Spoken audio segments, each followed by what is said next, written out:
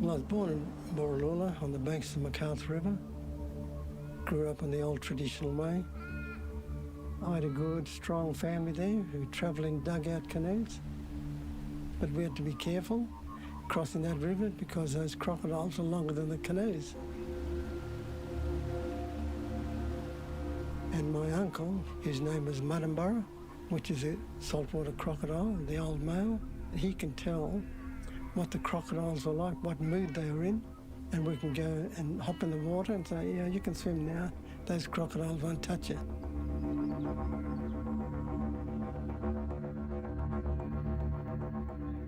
I was taken away when I was about 4.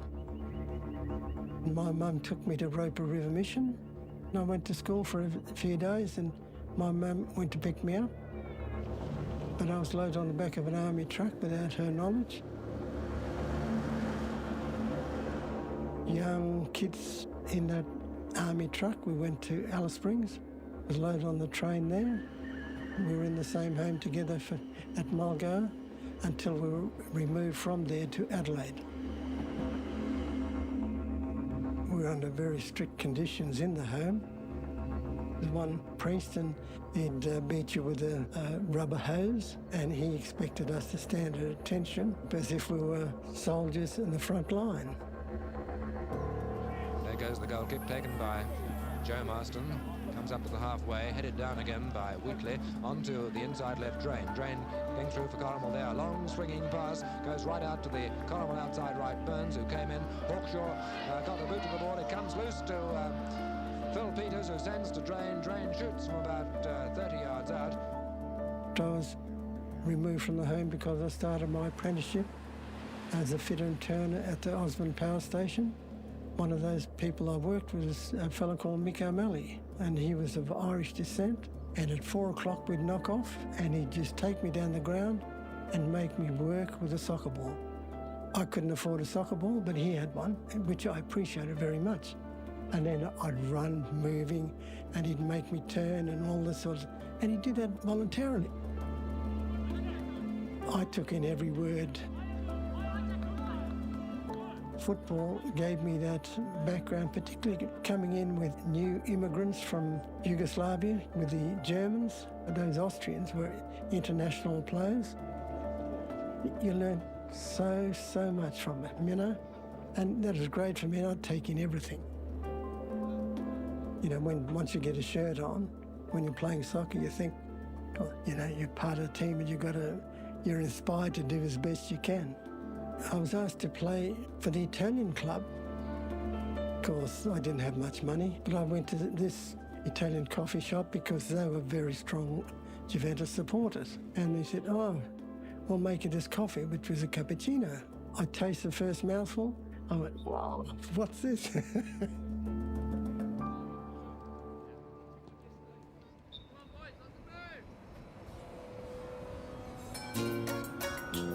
This is a really special place. We're on Lygon Street in Carlton in Melbourne. Lygon Street was all the Italian cafes here. That's where the men discussed sport. And here we are at the University Cafe, which I've got to tell you, I spent so much of my preschool childhood at. My grandfather, he always said, hey, why do you treat me so bad? I used to babysit you every day. And I said, you didn't babysit me. You used to go play cards at the university bar and I used to happen to sit on your lap. I used to passively smoke 40 cigarettes a day thanks to you, mate. And you used to walk down this street and anybody who owned a cheese shop or a coffee grinding place, they'd ask you to come in, they'd give you a little lolly and stuff. Back in the days when you could accept lollies from strangers.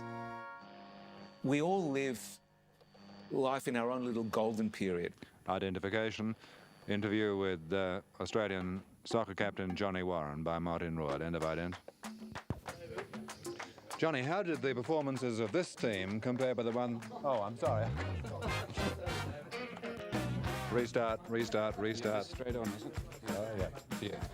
Most of these players were born outside Australia, but migrants today form an integral part of Australia's way of life, as well as Australia's soccer team. Part of the success, you know, with a great coach, a great captain, Great set of boys, loads of fun, lot of humour, different nationalities all mixing together. The players' dedication and loyalty to their Yugoslav-born coach Rade Rasic remain strong. I introduce a discipline that you have never, ever, ever experienced. No coach ever has gone to the hotel 3 months before team comes in a camp, that I negotiate rooms, which way the rooms will face. I said to him, if they want full basket of bread by themselves, you put on the table for them. Continental people eat a lot of bread. Stylish right-back Doug Uchasenovic works as a storeman. To become somebody, you have to be singer, soccer player, or actor. That's it, like, you know. Those days, everyone was aiming for that. You know. What chance do you think we have in Munich? Australia will show in Germany definitely 100% determination and will to win.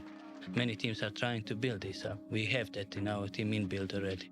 When we live in a country like those days, Yugoslavia, you are born with a ball, or you are born with anything that you can play with.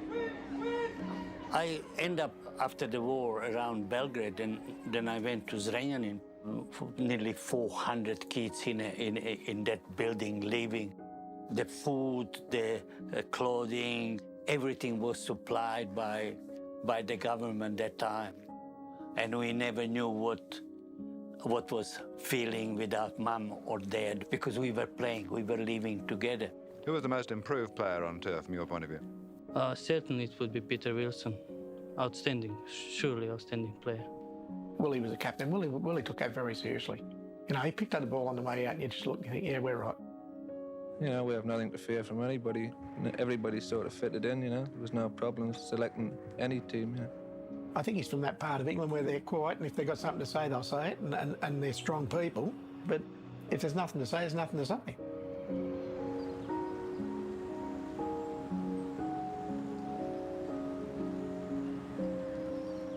As soon as I put that shirt on, I realised I'm an Aussie, that's it. It's a funny feeling. You just can't explain. Putting the green and gold on, and that's it forever, you know. And here we are, a bunch of Aussie kids. They were amateurs going to the World Cup. Ethnics and all that cultural stuff didn't come into it with us. And I don't want to sound rude, but it's hard to describe to an outsider the actual culture that was developed inside that squad. But that was the foundation for the Socceroo, as they are today. There is one picture that you have to see when they stand for national anthem. National anthem for these boys was religion. And we went to the World Cup and came back and received the check for, I think it was about $1,683. I've still got the check in my wardrobe at home, yeah. No, I haven't cashed it. It's really I spent mine straight away. That was because of a drinking problem, which will get covered later. We were all having a few points one day, and we were talking about why is there no Irish soccer club in Melbourne. Me and you were living together, weren't we? And I came out of my bedroom door, you came out and goes, I'm going to set this up. And you were like, yeah, go on. Yeah, met across the road, remember in Banff? And that's when it was official. Jesus fuck me.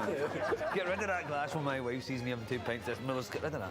Yeah, that's what it was really set up for, wasn't it? But to help Irish people coming over here who didn't have much, get them into a club, get them involved, and the amount of boys that we've had that got people jobs is like changed people's lives, you know. Like we used to love going down watching the game at 3 o'clock on a Saturday, and then the missus would be like, "Oh, we'll be home after the match," and you'd be like, "Yeah." And if the Celts win 2-0, you'd be fucking turning off the phone at 7. 300-400 there, like a game. Yeah, but no fucker would go and get the ball when I went in the bush. Huh? There's about 150 people there watching the ball in the bush. We're 1-0 down, 20 to go. Someone go get it. You should have kept it on the deck. Hello, Harvey. Hey, how are you? Welcome home. Welcome home. How are you? Good, Marty. Yeah? Nice to see you again. Yeah, nice to be back here. Ready for it?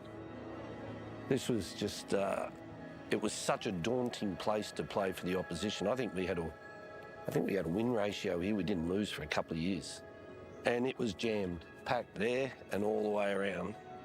And the fans used to get here and get right into the opposition.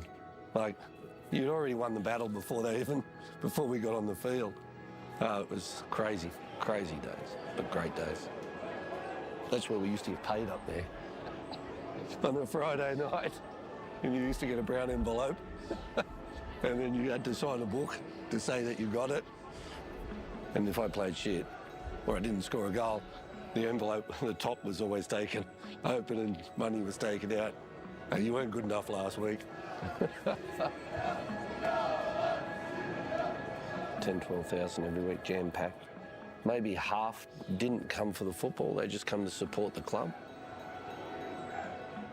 And Mark Bosnich was training here at the age of 12, Željko Kalac at the age of 13, 14. And Bozza, 15 leaves and 16 plays for Man United. Crazy. Everyone was attracted to this club because of the fan base, and they were very, very special to me because I lost my mother when I was 20 years of age, and she'd been sick for 2 years, and that's while I was here. They knew that my mother was sick, and they basically took me under their wing. Like, whatever they could do for me, they would do, and they were just.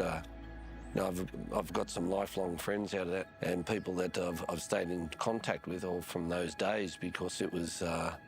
They really helped me through a real difficult time, and the Croatian people were they were fantastic to me. The safety of clubs where you can express yourself and feel at home is critical because football is such a challenging vocation. What these clubs provide is an ability to manage those ups and downs, but always knowing you've got somewhere to call home. Football clubs, unlike anything else, like any institution, not a church, not a town hall, not nothing, football clubs, and only football clubs are able to embody what their community is about.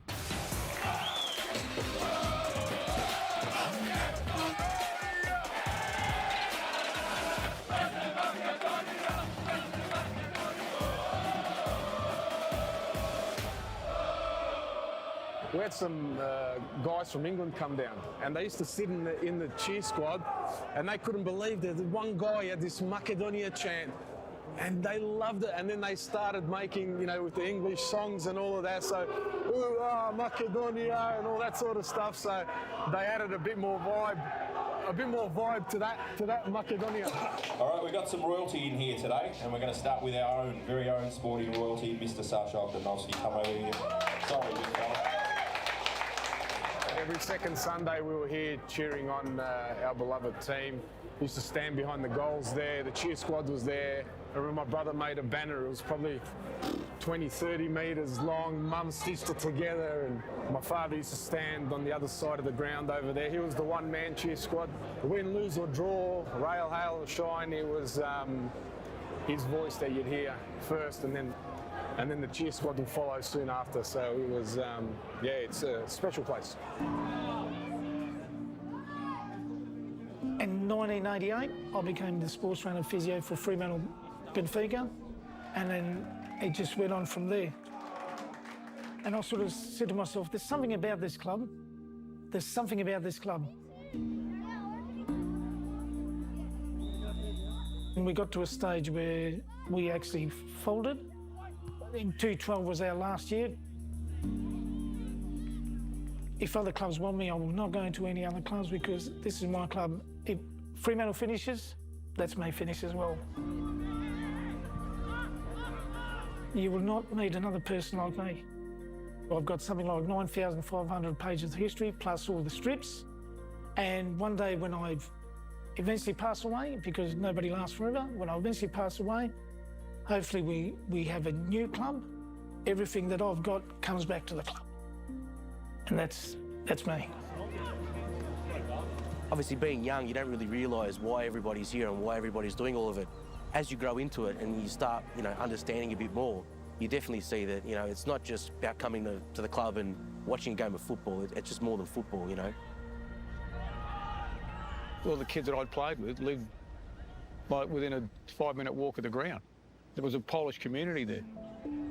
The Italian community, it means a lot to me. I mean, just growing up having Italian parents, playing all my juniors and seniors at an Italian club, so being part of that throughout my whole development actually provided me almost like a second home, spending the amount of time there. And back then, Australia was never part of the World Cup, so we used to get up at all times in the morning to watch the Italian national team competing in the World Cup. Someone that I really loved watching and that I used to emulate in the backyard with my brother was a player called Charlie Villani. 2-0 down, 5 minutes to go, up steps Charlie Villani and scores a hat-trick. And from that day on, he was the Italian stallion. So whenever the announcer would announce Charlie Villani, it would be, and the Italian stallion, Charlie Villani. So in the backyard, coming out of the garage, we would do exactly the same thing. And, you know, and the Italian stallion, and then, you know, you'd run out and Charlie Villani, and you'd wave to, you know, the sky in our backyard. All our days and nights were spent really at Adelaide City, and that became our extended family. That's where I first bumped into my future wife. Two things are very important: school, football, and third thing is girl. Unfortunately for me, school wasn't very important, but girl and football was only two of my loves, you know? You always had the Polonia ball, and you had Miss Polonia, and my girlfriend from school was Miss Polonia one year. I can't remember, it was 75 or 76. She wasn't a bad sort, but I don't know if she got it because of that or because she raised more money. Wouldn't have a clue. God, I remember getting dressed up in high-waisted flares and platform shoes. That's how long ago it was. I can remember the colour of them. I wish I still had them. It'd be great to put on again. I would say that Tattare is a very vital aspect of the Polish community in South Australia. I was actually lucky enough to meet my husband when we were 5 years old at Polish language school. But it was definitely not until we started dancing together at Tattare that we really hit it off. There was a lot of couples that met through the dancing group, married, had children, their children attended, their children met their partners through this. It's been a constant sort of recycling, if you want to call it. We call it our local matchmaking service for the young Poles of South Australia. Guys that used to do Polish dancing, actually some of them had, I think dancing probably helped their footwork a bit. They ended up packing that in when they were relatively young, and the ones that stayed on seemed better dancers than they were footballers.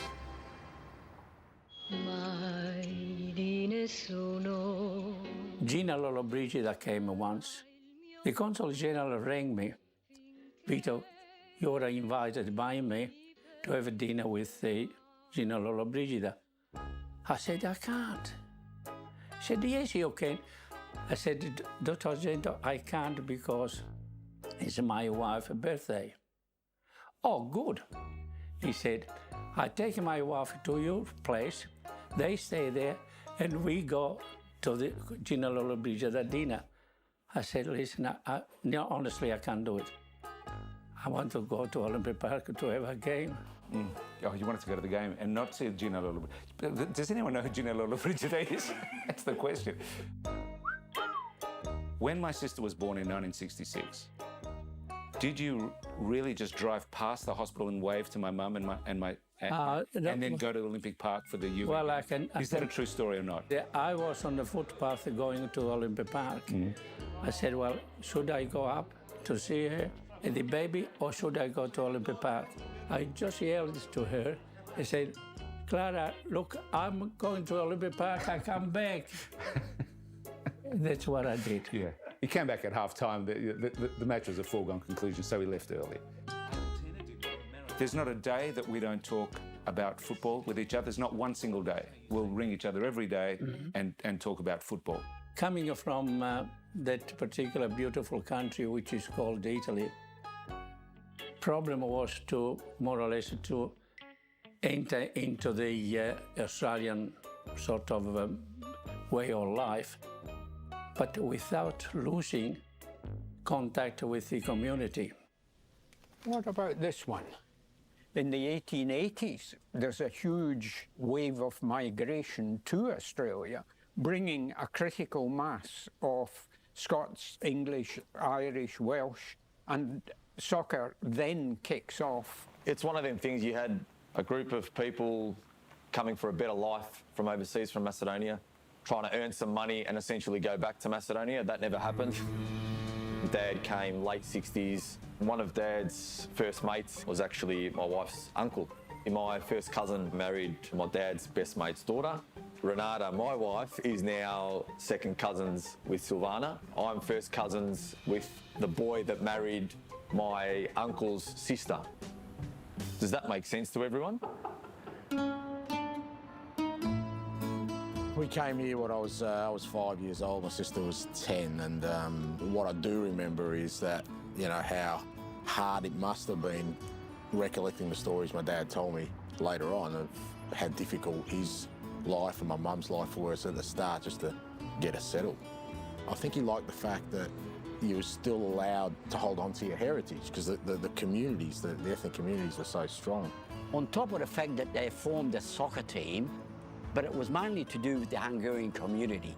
They wanted to keep the community together and all that. And I'm sure all the other nationalities, whether it's Greeks or Italians or Croatians or whatever, that was the thinking behind it. They turned this from a swampland sort of a tip into, you know, the most enviable ground in the country.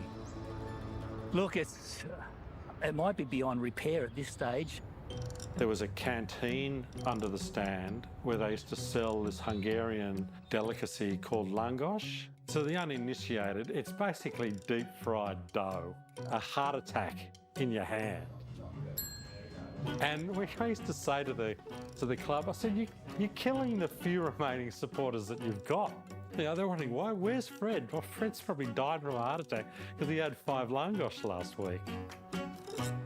They had the langos going on the canteen over there for all the years, which was a real distraction when you're playing. Unfortunately, most people missed most of the game because they were lining up just waiting for the langos. Fancy asking about langos. How did that come to your mind? How did you know about that? The living groundsman that was here, Mishi, looked after the ground immaculately. But every Saturday afternoon, after Mishi had mowed the lawn, 10 minutes after, you'd hear the lawnmower and think, what the hell's going on? And it was Frank on the lawnmower, a more hands-on person I don't think you'll ever find in your life. I've done everything myself. Not because I didn't trust anyone, because I wanted my way, and my way was always not boom, boom, boom, boom. I don't think St George knew what the hell they were getting when he arrived because he had all these little mannerisms. He was constantly engaged in 5 conversations at once. He'd be talking to you but also running the training session and yelling at people, and you didn't know whether he was yelling at you or he was yelling at the player. I thought about myself as I'm Australian. I was Australian and Australian, and I acted that way. When Frank became the national coach, there was a really marked change in the attitude. He said, we're going to be Australian and we're going to take them on. I was always a guy who was dreaming. No, that's not good enough. Concentrate. I thought that I'm going to stay over there 2-3 years. It was on the end 26 years in a row. We call ourselves mad dogs, real bastards. Frank Arons running out of ways to celebrate. I enjoyed every moment because I was at home over there. Walking in Sydney, everyone, Frank, hello, hello. I was really very well-known guy just because football. That was the best part of my life. So many things, and I was a lucky bastard.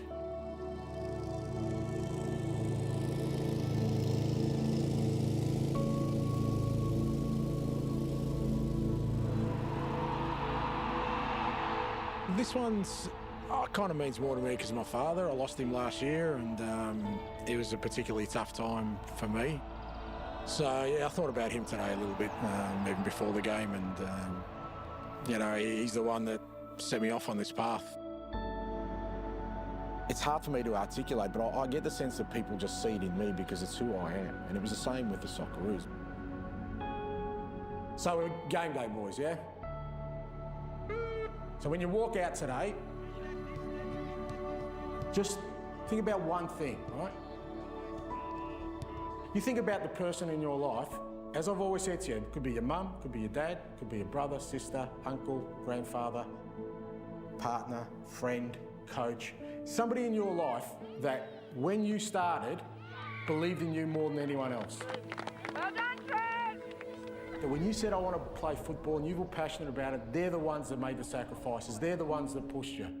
That when people said to you, you're not good enough, they're the ones that picked you up and said, no, you keep going. Oh, bad luck. Come on, Jack. Oh. Think about that person. Think about how that person's going to feel when we win tonight. When they're at home and the text messages start coming through to them and people ringing them and people sharing the experience with them. And when they wake up tomorrow morning in Australia and everyone wants to talk to them, they'll feel like it's them that's achieved it. And you know what? It is them. Because that's who you're walking out with tonight. When I walk out, my old man's next to me. He's a hard man, my old man, still is today. But he's the one that kept saying to me, no, you can keep doing what you're doing. You're going to love this game and you're going to make it to the very top. Hard man, though. When we won the Asian Cup, said, fucking went to his place because he can't travel. Here's the Asian Cup medal, Dad. He goes, well done, son, but if you'd made a substitution a little bit earlier and you stopped this playing out from the back shit, you wouldn't have gone into extra time and you'd be fine. Still a hard man, can't please him. That's who made me. He walks out with me tonight. Every day, he would be off at work before I got up for school. He'd come home at night, well after it got dark. He'd literally sit at the dinner table, just chow down dinner, and then sit in front of the TV for half an hour, fall asleep on the couch. And that was our routine. And it was hard for a young boy like me to get a connection there, but come Sunday, mate, when we had to go to Middle Park, he was just a different bloke. We would drive into the car park and I could just see his sort of shoulders just relax and he'd get so animated, and we'd walk through the gates and the smell of the souvlaki would come in, and the noise, the vibrancy. My dad started talking because for the most part, everyone's talking Greek, so I guess all the conversations he had in his head during the week that he couldn't have because of the language barrier, he just unleashed walking into there. So, and for me as a little kid, looking up at him walking through there, mate, I go, like, I loved what the club did to my father. So, and that's why I ended up loving the club. I clicked fairly early that, you know what, if I love this like he loves this, then I'll get close to him. So you reckon if my old man was out there, he'd be afraid of Germans, Argentinians, Brazilians? That's not what he instilled into me when I was young. That's not the people who made that sacrifice for you in your life. That's not how they raised you. So let them walk out with you tonight. That when the opposition are looking across at you, they're not just looking at you, they're looking at what made you. They're looking at the people who made you.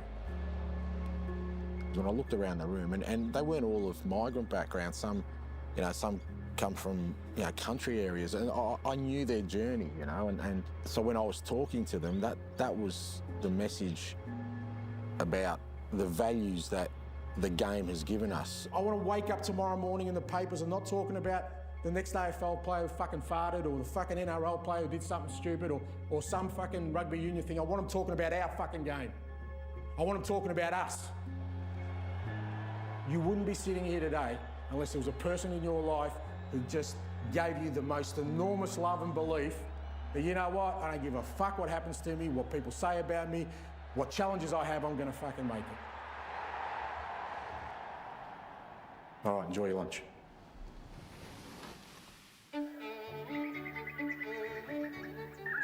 The Australians were drinking 136 litres of beer, no wine except sherries and port. I was very proud that I was one of the person at the right time, at the right place, to be part of the motivation where Australia is today as one of the most powerful wine nations in the world. I made strong women weak, and weak men strong. There's lots of German family connections going right back to the 1840s, 1850s. Go along the road and you'll come across the Nitschkes and the Jeschkes, the Schwartzes. I know my dad right from the off. When he first arrived in Australia, he knew he didn't want to leave again. He wanted to stay in Australia. and he wanted to make a real go of it and loved it. I just come up here, enjoy myself, and if I win, not always. I try to win, you know, it's not like I don't care. We spoke German at home, we ate German food, all our relatives, when they came up from Germany, it was just, it was a very German upbringing. Because of my heritage, my parents still very much felt very proud to be German, but also extremely proud to be given an opportunity to live in Australia. He's the same like me, he wants to win. In other words, if he doesn't do well, forget it. I moved to Dresden in 1994, and I cringe when I see myself because my German is so bad. Guten Tag, Sie möchten eine Küche kaufen? Ja. Jawohl, das Ganze dann gleich mit Inder. Die Idee zum Spielen, das war, glaube ich, von meinem Manager Dieter Langhans. Ich habe ihn angerufen und zu ihm gesagt, dass ich möchte nach Deutschland kommen zum Fußball zu spielen. Und habe zu ihm gesagt auch, dass ich einen deutschen Pass. And it's actually helped me so much in my life to become the person I am because of that discipline, because of that sort of, I suppose, the example that was set for me from a very young age. Looks good, huh? Not bad, huh? You see? Perfect. Yeah. We're looking for a chef too, but... At the moment, this is my last year in the contract, so we'll see if I keep going or maybe... The contract gonna be open. We play a game here. We play the game here then. You kick goals here. Yeah, the goals are here.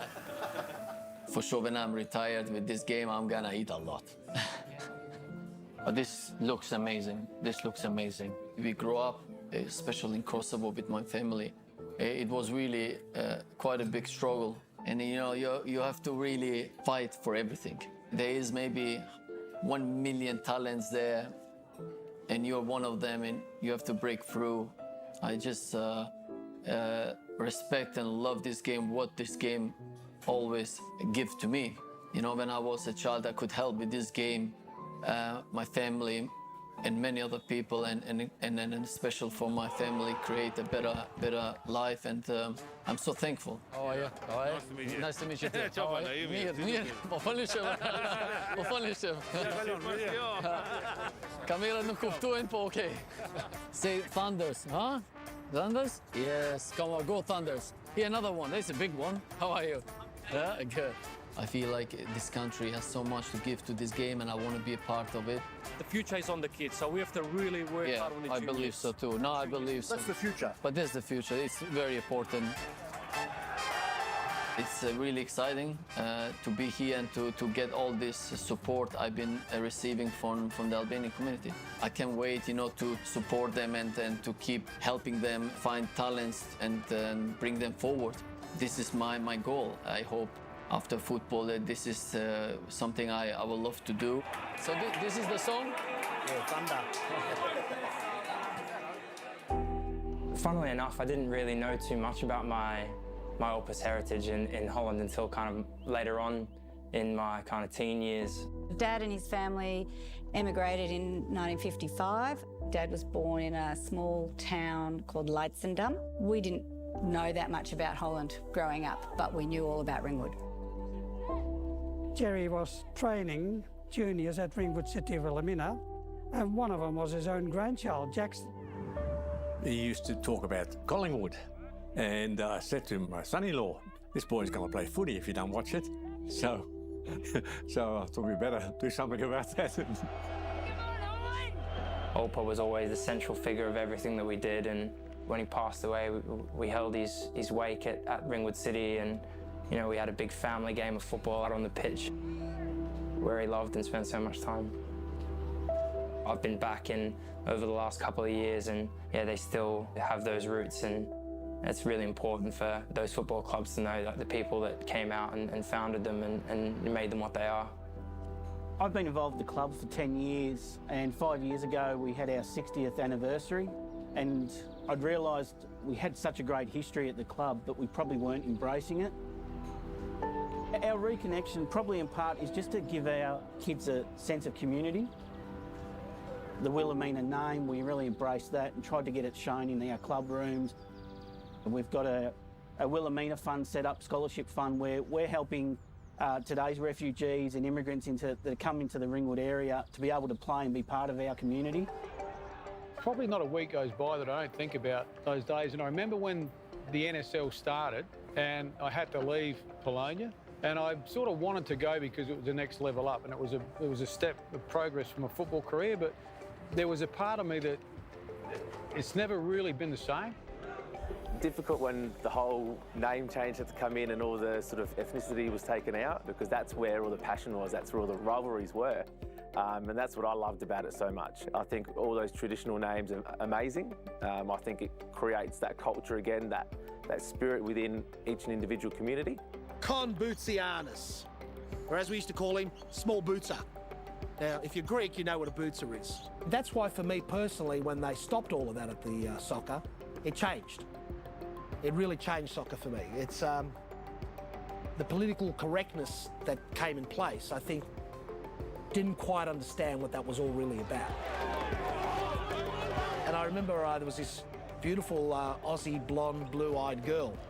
And I remember going up to her at lunchtime, you know, in the adventure playground, and saying, "Oh, hello," and she said, "Oh, what do you want, you wog?" And that really threw me, you know, I never heard that word before. You don't remember, before Jeff, our surname was always mispronounced. You'd get a letter, Mr. Fenwick, Mr. French, Mr. Finch, Mr. Frenchy. And then Paulie came around, they know how to pronounce it now. Good on you, Paulie, I'm proud of you. He did it, mate, he did it. We come from this little island, or our parents do, and it's not about putting them on the map, we're just proud of who we are and where we come from and what we represent. The Maltese are a proud nation, even though we're small in stature, small in numbers. You reckon it's an island of short man syndrome? Is that what it is? I'm tall, mate. I've been to Asia. I'm tall. All right. In Asia. Parts of. See, I think Maltese come in three shades. Pirates, saints, and maybe there's one in between, because that's what the island was made up of. It was a very religious island. Yes, sir. I'll pick that up later on. I'll pick it up later on. Oh, Kevin's always been sort of the shining beacon for the Maltese community. Even though he's hated, if he's on your side, everybody loves him. Even as a 14-year-old, I remember him, you know, playing the game so hard.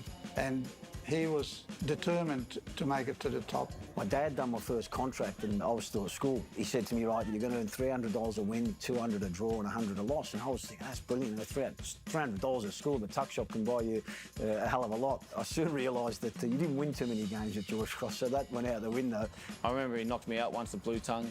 He said he didn't elbow me, but, you know, you see him in a corner coming up and you're just like, I didn't want to mark him. I know that, like someone else marked him. Muscat, he's off again.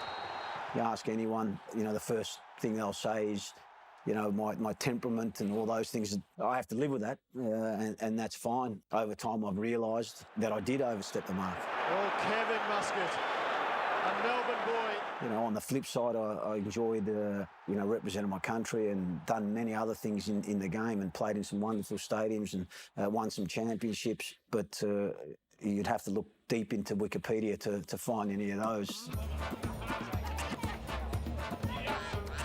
It's probably at the peak of the Croatian social calendar. Yes, it's a sporting event, but it's nothing about football. It's about people getting together. We're going to see over the next 3 or 4 days anywhere between 8,000 and 10,000 people come through the gates. The first one I went to as a single man, as it were, was 1984-85 in Mildura. That was the first one, and that has some very decent memories for me as well. Oh, look, it was all about soccer, of course. Look, I know personally probably about 4 or 5 people that have, as I say, hooked up at a tourney. And it still goes on today, and I'm guessing that at this weekend, there's going to be about at least 2 or 3 couples that get together and continue. My first tournament was in 1991. I was 15 years old and I got to go to Adelaide on a minibus. Within 45 minutes, one of the senior players had already thrown up because they had half a bottle of Johnny Walker Scotch for some bizarre reason. So that was my induction into life within a Croatian football club. So the high performance protocols of today were probably not as well in tune back then. The Croatian tournament started essentially in 1974, a gathering of 6 teams, and was more at the time, from a political perspective, an expression of our Croatian identity through those 6 teams. Croatian community clubs started in Australia as far back as 1931. After the Second World War, the number of Croatian community clubs increased dramatically. A number of national and international players have been nurtured in those clubs. The Croatian community means so much to me. I mean, I was brought up in it, Mount Gambier, Croatia, North Geelong, Croatia, Hajduk Split, living overseas. I always draw parallels to the clubs I've played at. And I say always, when I played in the Croatian clubs, it meant so much more to me. I've been here every day and I've just seen the people roll up every day with 2 hours sleep, the passion behind it, amazing. And now it's not just the men's, it's the women's, it's everything put together, all in one. Eating Croatian food, drinking Croatian alcohol, and listening to the great music. What do you want better besides being on the Dalmatian coast? This is as good as it gets. And in addition, we had the Melbourne Croatian Gala, where a Miss Croatia selected to represent all of Australia. It brought back memories for myself and my wife. She went for Miss Croatia in Sydney at King Tom, and all of us young Sydney Croatia players had to chaperone the girls out, and it just happened to be that I chaperoned my wife out. That was our first encounter, so it brought back some very good memories. There's no doubt in my life the most important institution has been the North Geelong Warriors Soccer Club. With Croatian football clubs, a lot of our heritage is tied up in those institutions. A lot of people looking for what community they're in that's bigger than who they are, and we get that through our soccer clubs. Get a few Chavapi rolls into you and a couple of Karlovački beers. Look, when I started playing football, I had to play with the boys, so there wasn't that many girls interested in the sport. The fact that there's so many clubs, local clubs that have women's teams, girls' teams, they've actually got a plan put in place to be able to help the girls reach their goals is absolutely unbelievable. Starting off playing with the boys as a young Turkish girl wasn't the easiest thing, but it's honestly helped me become the strong-minded and strong-willed person I am today, so I'm really grateful for it. I've been involved with the Turkish community here for the last 5 years now, in particular with the youth, and the youth, they love Turkey. They're starting to take a sense of ownership with the mosque, partaking in prayers, and especially doing a morning prayer before the game always certainly helps out with the results. We've always been taught to be proud of who we are. Football has been a place where it's all about getting together and representing what our community means to us. Playing for the Turkish national team was a very proud moment for myself. The squad wasn't doing too well, so they decided to have a look around the world and see what Turkish players were playing the highest women's leagues. I actually got contacted on Facebook, so I thought it was a bit of a hoax. Going overseas, playing for the national team, it's almost like reignited the flame within my heart for Turkey. Being able to go to a country where everyone can actually say your name properly and pronounce it right is great. I think that both my life and my career would never have been the same without that Italian community vibe of the soccer. It was full of characters. I must say, Australia, if it wasn't for the migration, they wouldn't be where they are now. Everybody who's come out has given something to the nation. You know, concrete didn't exist in those days, basically, you know. We got a very large and rich history. We are the people who are very explosive people. We are very good people. We give you everything, like, you know. But if you press hard, you know, then I can see black, like, you know. It's actually a true story. I've got the paperwork to prove it. So my great granddad used to be a ranger in a local village, then stumbles across a wild bear. He thought, you know what, tools down and let's go pound for pound. So he starts blueing with this bear, a couple of right hooks, a few jabs. Next thing, they start rolling down the mountain and they end up in the middle of the village. He pops it, right shoulder, bear falls down. He's basically the local town hero.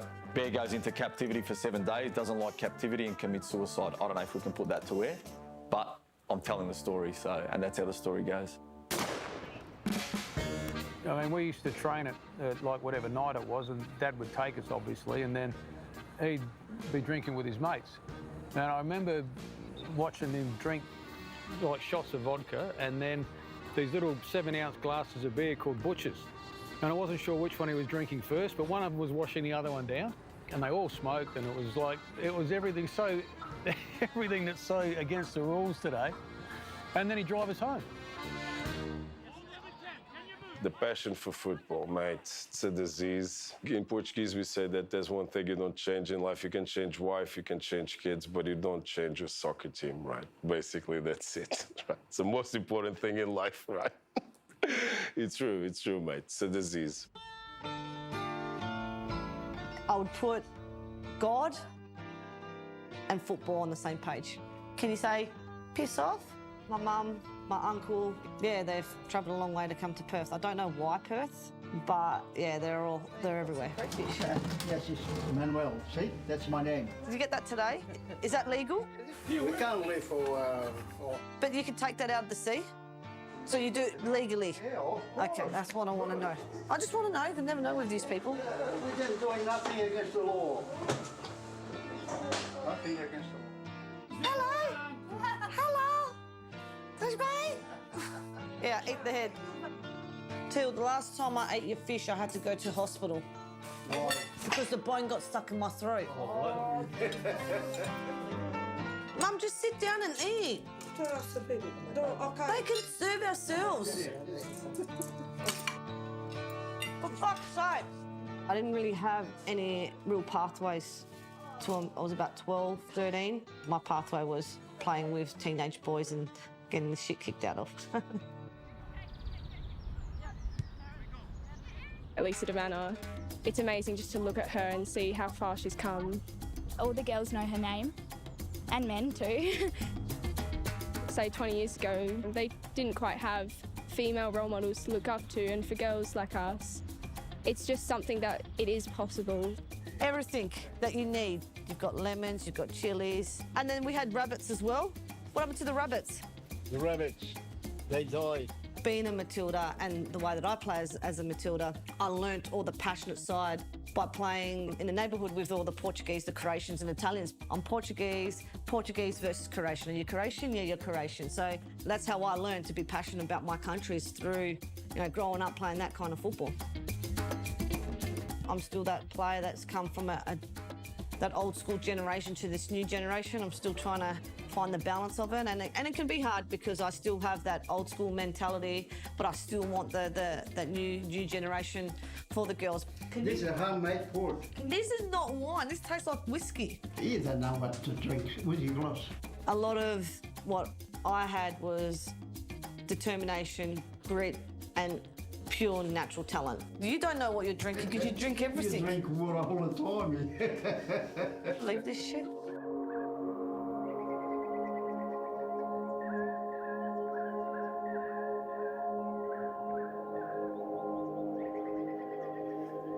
I was walking up the street near the Alice Springs Hotel. I looked at this woman across the road, tribal woman with this dress on. It looked like an old bush dress. I couldn't move. And she walked across and she came up to me. She said, "Where are you from?" I said, "I'm from Borroloola." She said, "What's your name?" I said, "John Moriarty." She said, "I'm your mother."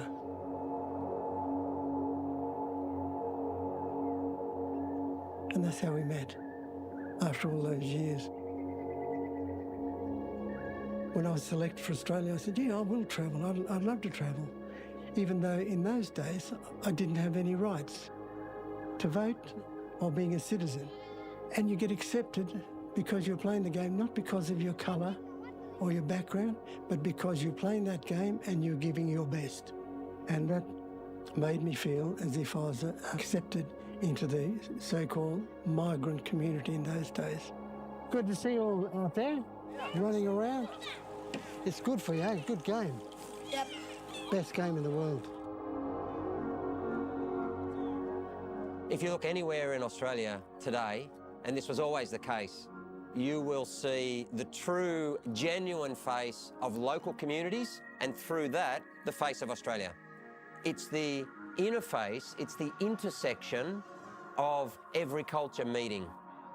Multiculturalism is not all of these people coming here from the world, stop being proud of where you came from, and now everyone just, you know, start eating fish and chips, right?